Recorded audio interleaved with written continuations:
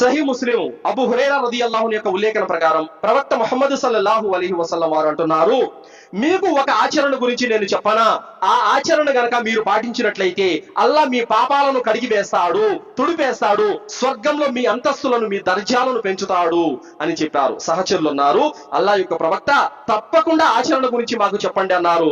అదేమిటంటే ఇస్బాబుల్ ఉదూఇ అలల్ మకారి, ఎలాంటి ఆటంకాలు కలిగినా ఎలాంటి ఇబ్బందులు వచ్చినా కూడా పరిపూర్ణంగా చక్కగా వుజూ చేయటము. అంటే చలికాలమైనా ఎండాకాలమైనా ఇబ్బందుల్లో ఉన్నా ఏ స్థితిలో ఉన్నా కూడా చక్కగా పరిపూర్ణంగా నీటిగా నిదానంగా వుజూ చేయటము. రెండవది వకసీరతుల్ ఖుతా ఇలల్ మస్జిద్, మస్జిద్ వైపునకు అత్యధికంగా నడుస్తూ వెళ్ళడము. తర్వాత వంతదిరు సలాతి బఅద సలా, ఒక నమాజు నుండి మరో నమాజు కొరకు ఎదురు చూడటము. ఇప్పుడు నేను జుహర్ నమాజ్ చదివాను, అసర్ నమాజ్ ఎప్పుడు వస్తుంది, అసర్ తర్వాత మగ్రిబ్ ఎప్పుడు వస్తుందని ఆతురతగా ఆశతో ఎదురు చూడటము. ఫదాలికుముర్ రిబాత్, ఇదే నిజమైనటువంటి దృఢత్వం అని ప్రవక్త సల్లల్లాహు అలైహి వసల్లం వారు చెప్పారు.